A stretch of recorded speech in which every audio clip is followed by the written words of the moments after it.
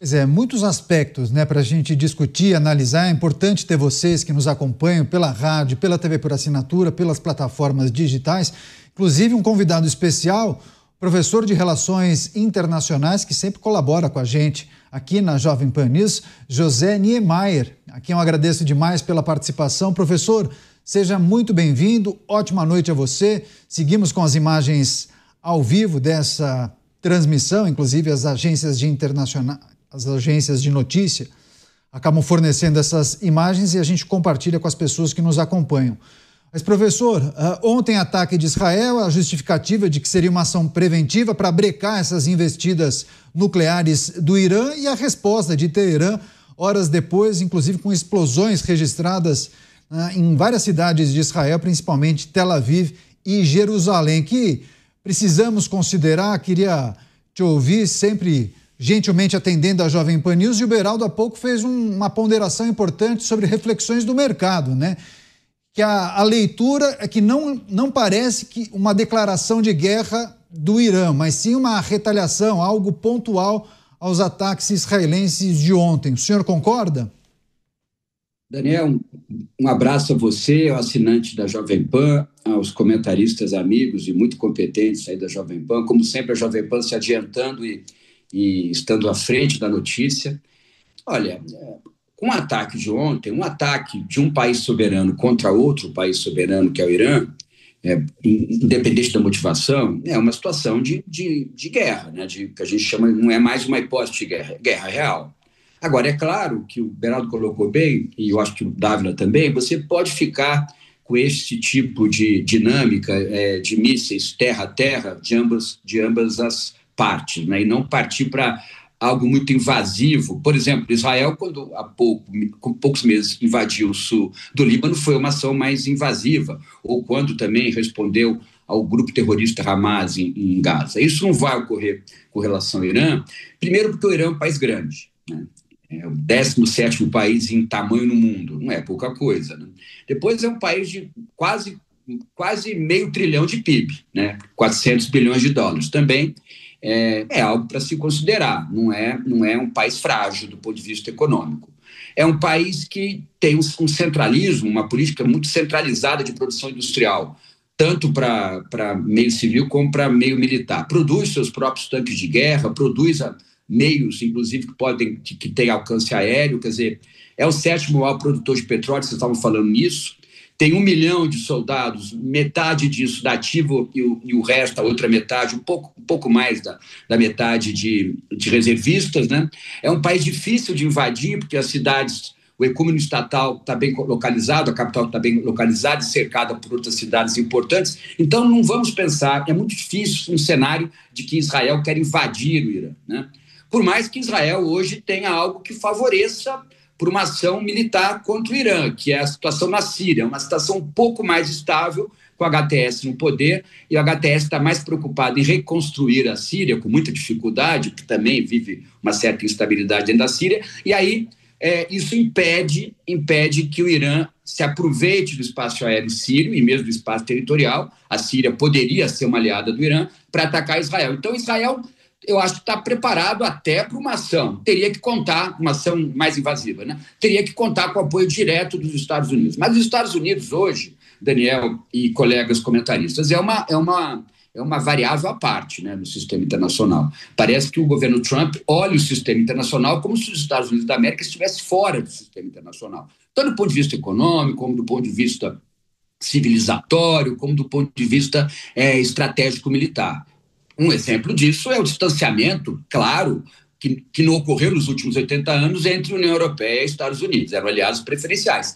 Então, tudo isso faz com que este conflito, esta guerra, ou algo que pode escalonar para uma guerra mais grave, faça o cenário ficar muito, muito grave. Hoje, eu acredito que nós temos as relações internacionais muito divididas. Vejo 3 países com função imperial, não uma função negativa, mas uma função imperial nas relações internacionais, que é Estados Unidos, Rússia e China. A Rússia também. A União Europeia é um pouco perdida, tentando ter uma postura mais institucional a partir dos países que ela representa, principalmente França e Alemanha. Então, está tudo muito dividido. E num cenário como esse, eu acho que até o Brasil deve pensar mais nas suas questões de soberania com muito cuidado. Os caminhos possíveis para esse conflito entre Israel e Irã. Entrevista especial, professor de Relações Internacionais do IBMEC, José Niemeyer, ao vivo aqui na Jovem Pan. Vamos girar com os nossos comentaristas, farão perguntas também para o professor. Você, Roberto Mota. Professor, boa noite. Qual é o melhor cenário para se lidar com o Irã? Qual é o melhor resultado possível? O senhor acha que existe alguma possibilidade do regime iraniano um dia mudar de forma orgânica? Ou será preciso mesmo uma guerra, uma intervenção externa para acabar com essa ameaça que o Irã representa para o mundo? Boa noite, Mota. Excelente questão. O valor da democracia, o valor da república, esses valores que são muito caros ao mundo ocidental, são muito pouco difundidos no Oriente Médio, junto aos países árabes, por exemplo. Você tentou, com a Primavera Árabe, trazer alguns desses valores para a rotina do cidadão árabe ou do cidadão islâmico, mas é muito difícil, porque a política nesses países é interpretada de uma maneira muito ligada à religião, né, de maneira radical por alguns grupos, e também, infelizmente, ligada à violência. Então, política nesses países parte, às vezes, de um caldo de violência e radicalismo religioso que atrapalha muito você conseguir criar um tecido mínimo de representação política, de alternância no poder, de participação popular, como nós temos ainda no mundo ocidental, e temos que sempre prezar e manter essas nossas estruturas. Então, acho muito difícil. Mas também é muito difícil, Mota, você conhece tão bem quanto eu, tanto a região como o assunto, é muito difícil também você impor uma nova ordem política ao Irã. Como eu falei, não é um país qualquer, é um país relevante no Oriente Médio, é um país que incomoda muito o sistema econômico internacional por aquilo que vocês falaram. Ele define preços de petróleo. O preço de petróleo é algo fundamental para definir inflação, para definir questões macroeconômicas. Então, ele sempre será respeitado por outros países. E ele é um aliado importante da Rússia, por exemplo, né? Importante aliado da Rússia. Inclusive, é o Irã que está fornecendo parte dos drones que a Rússia está usando contra a Ucrânia. Daqui a pouco receberemos também um morador de Israel que vai trazer as informações de momento sobre como está o país depois desse ataque do Irã. E há pouco trouxemos também a confirmação: 41 pessoas feridas em Israel após os ataques realizados pelo regime iraniano. 41 pessoas, pelo menos esse foi o último número contabilizado. A quantidade pode ser maior. Agora você, Luiz Felipe Dávila, entrevista com o professor José Niemeyer. Dávila. Professor José Niemeyer, boa noite. Professor, a minha pergunta é: por que a diplomacia fracassou? Por que a diplomacia não foi capaz de conter esse programa nuclear do Irã? Parece que nós tínhamos uma chance relativamente boa de reverter esse programa entre 2020, quando teve um famoso plano lá de ação conjunta, né? Mas naquele momento, Donald Trump, presidente dos Estados Unidos, acabou retirando os Estados Unidos unilateralmente. E aqui ele parecia um acordo que o Irã se comprometia a reduzir 98% o enriquecimento de urânio, limitaria o número de centrífugas, aceitaria as regras de compliance da Agência Internacional de Energia Atômica. Está parecendo um bom caminho, mas os Estados Unidos acabou saindo desse acordo unilateralmente. Isso foi a gota d'água para o fracasso da diplomacia, ou foi apenas mais um dos eventos diplomáticos que acabaram não dando em nada? Excelente pergunta, Dávila, muito obrigado. Foi um dos eventos, era o G+5, né? União Europeia, França, na verdade, Estados Unidos, Rússia, o Irã também era parte, claro.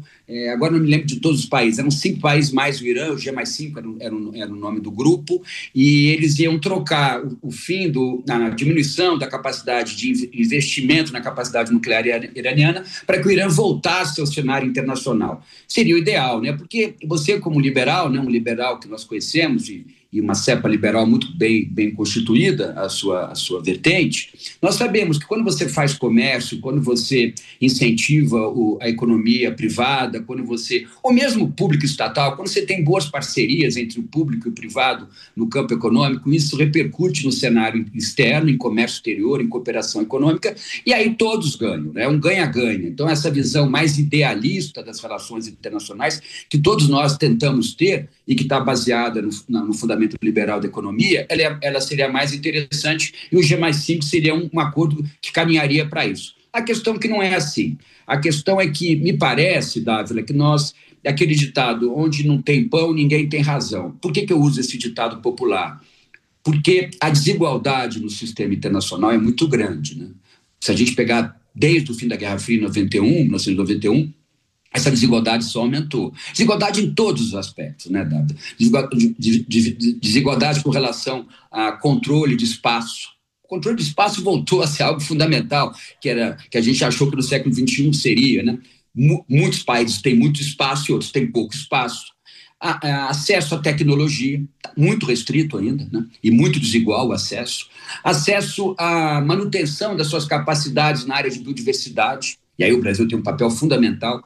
Desigualdade com relação a recursos naturais, o Brasil também tem muitos, mas outros países também têm muitos. Então, há muita desigualdade estrutural no sistema, e aí, quando você tem líderes, geralmente líderes com mais assim, não vou dizer só autoritários, mas líderes mais populistas, né, que é algo que também a doutrina liberal critica muito, esses líderes acabam se transformando nos países centrais ou em senhores da guerra ou apoiam os senhores da guerra porque eles usam alguns espaços, né, como laboratórios de poder, né? Então é muito triste dizer isso, mas é isso, fora a desigualdade econômica que só cresce em alguns quadrantes do sistema internacional. Me parece que a desigualdade é o principal ponto, com relação a todos os fatores da nossa existência, né, David?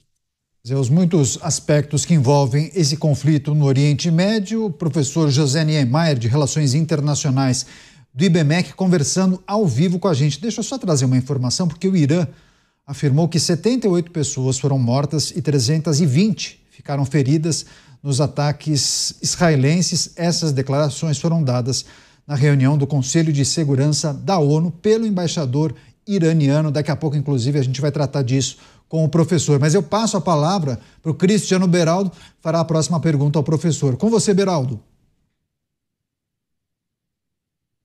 Professor, prazer em falar com o senhor. O senhor comentou dessa dificuldade dessa guerra desembocar numa disputa terrestre e também da importância da relação hoje do Irã com a Rússia em razão do fornecimento dos drones que são utilizados pela Rússia na guerra contra a Ucrânia. Tendo em vista o cenário que temos na região, o senhor acredita em alguma mudança significativa de postura de Rússia, Turquia e outros parceiros, Líbano e outros parceiros do Irã em relação a Israel e aos Estados Unidos? E, por fim, como o senhor acha que grupos como o Hezbollah, que estão ali do lado de Israel, vão reagir a partir deste ataque? Muda alguma coisa prática no dia a dia? Podemos esperar alguma coisa nesse sentido? Muito obrigado, Beraldo. Muda muito, porque quando você tem uma ação como essa de muita autonomia do Irã e também de muita autonomia de Israel, alguma autonomia relativa, aí você tem problemas com relação à autonomia dos outros países. A Rússia vai se sentir mais autônoma para, por exemplo, saiu uma informação do serviço secreto alemão, não sei se vocês chegaram a ter essa informação, que há uma projeção no médio prazo de projeção de poder da Rússia contra países como Letônia, países mais ao norte, né? Continuaria uma agenda de espaço vital russo, né?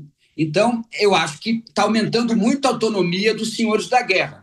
Com ações como essa, os outros países vão se sentir também. Por exemplo, a Turquia agora está muito mais preocupada em combater questões referentes aos curdos do que estaria antes. Agora ela se sente com mais autonomia. Então, é muito complicado. Um cenário, Beraldo, que tende mais ao conflito que à cooperação, com potências centrais, potências médias e grandes potências com muita, ou pelo menos que acham que tem muita autonomia. E tem, porque o cenário está muito dividido, né? Agora, professor, falamos há pouco, inclusive, com os nossos repórteres, que destacaram as muitas repercussões internacionais a respeito desse conflito, também algumas manifestações. Por exemplo, Rússia e China, obviamente, condenaram o ataque ao Irã. França e Estados Unidos apoiando, dando todo o respaldo à ação de Israel. Também muitas reuniões acontecem neste momento e a gente precisa também olhar para a reunião do Conselho de Segurança da ONU, reunião, inclusive, de emergência, para tratar das questões que envolvem a escalada desse conflito. Queria, professor, para as pessoas que nos acompanham, que o senhor, de maneira didática, explicasse exatamente quais são os poderes do Conselho de Segurança da ONU, quais são os caminhos possíveis a depender da decisão desse conselho, mas é preciso também olhar para o poder de alguns países, né, que podem, inclusive, vetar resoluções. Queria que o senhor explicasse de maneira breve para o nosso público, mas também trouxesse a sua percepção a respeito dessas articulações que acontecem principalmente na ONU. Infelizmente, Daniel, excelente questão. Infelizmente, no Conselho de Segurança das Nações Unidas, formado por alguns países, mas 5 são permanentes, né, e tem poder de veto, nada vai andar. Qualquer moção que for colocada, por exemplo, pelos Estados Unidos, será vetada por China e Rússia. Qualquer moção colocada por Rússia e China será vetada pelos Estados Unidos da América. Então, nada vai acontecer no Conselho de Segurança enquanto o Conselho de Segurança tiver este desenho. Está na hora, eu acho que o Mota, o Dávila, o Beraldo concordam comigo, está na hora de você rever o Conselho de Segurança, por mais que a instituição Nações Unidas esteja muito desacreditada do ponto de vista burocrático, do ponto de vista dos resultados práticos que ela traz para as relações internacionais. Está na hora de você ter um representante da América do Sul, que deveria ser o Brasil, a Argentina veta. Está na hora da Alemanha entrar no Conselho, é vetada pelo seu histórico de Segunda Guerra. Está na hora do Japão entrar no Conselho, a China veta imediatamente. Está na hora da Nigéria entrar no Conselho, um país importante na África, inclusive muito rico em recursos naturais. A África do Sul veta e também não é convidada pelo passado de apartheid. Está na hora, talvez, do México pensar a sua entrada no Conselho. Os Estados Unidos não vão querer, ó, que o Brasil também não vai. Está na hora da Indonésia entrar no Conselho, será vetada também pela Austrália. Então, é muito difícil você reformular o Conselho de Segurança. O ideal é que ele tivesse 12 membros, e todos permanentes, né? Esses que eu falei, mais os 5 que existem: China, Estados Unidos, França, Inglaterra e Rússia, e você acabar com o poder de veto, você apoiaria, teria as moções aprovadas ou não por maioria. Talvez o ideal fosse 11, né? Aí você aprovaria por maioria 6 contra 5, por exemplo. Seria o ideal, seria muito mais fácil de você impor algumas sanções que são fundamentais em momentos de guerra, de crise internacional, né? É isso, professor José Niemeyer, de Relações Internacionais do IBMEC, sempre colaborando com a gente aqui na Jovem Pan News. Momento delicado, guerra no Oriente Médio. Benjamin Netanyahu, anunciando inclusive novos ataques contra o Irã. Disse que civis estão sendo alvos do regime. Chamar o Roberto Mota, mais uma questão para o professor Niemeyer. Você, Mota. Professor, agora vem uma pergunta difícil. Na sua opinião, quais são os próximos movimentos de Donald Trump? Mota, Trump, a administração Trump, ele tem 3 agendas sobrepostas, né? Ela tem uma agenda muito, muito radical contra a imigração, né? Eu até entendo a questão da imigração, você tem que controlar, mas ele trata isso de um caráter civilizatório e acaba sendo muito agressivo em alguns momentos, né? A gente sabe disso. Tem uma agenda macroeconômica e econômica que você conhece bem, de tentar transformar os Estados Unidos uma autarquia, produzir tudo aquilo que precisa de bens e serviços, não vai conseguir, vai gerar inflação, aumentar a dívida. E tem a agenda de segurança internacional. Por incrível que pareça, a agenda de segurança internacional é a que ele menos está se movimentando, porque ele perde votos. Porque os Estados Unidos também, desde o fim da Segunda Guerra, vem se intrometendo ou querendo se intrometer em todo tipo de conflito, qualquer guerra em qualquer lugar do mundo. Isso começa a incomodar a classe média norte-americana já há algum tempo. E 11 de setembro de 2001 foi o clímax, né? A partir dali, você teve que mudar a sua doutrina de segurança, ter os ataques preventivos, isso aumentou muito o gasto público, e a sociedade norte-americana se conhece, sabe que é difícil você se manter como polícia do sistema internacional. Mas os Estados Unidos são importantes, né? Eles não vão poder sair do sistema internacional do ponto de vista das suas ações de segurança. Agora, a China cada vez mais forte, a Rússia retomando o poder, talvez Donald Trump esteja olhando o sistema internacional e criando desenhos de segurança onde os Estados Unidos talvez não se exponha tanto. Por exemplo, a questão da guerra Rússia e Ucrânia, deixar isso mais para a União Europeia. Acho até que a União Europeia deve participar mais das questões de segurança, inclusive ativar a sua política externa de segurança comum, que não está ativada. com farda europeia e meios militares europeus. Mas isso tem que ser aos poucos. Agora, Donald Trump mudar isso em plena guerra da Ucrânia, acho grave. Acho grave também ele não estar participando, de alguma maneira, pelo menos com a sua chancela ou não, com relação a essa ação do Irã, já que sempre foi um aliado importante de Israel.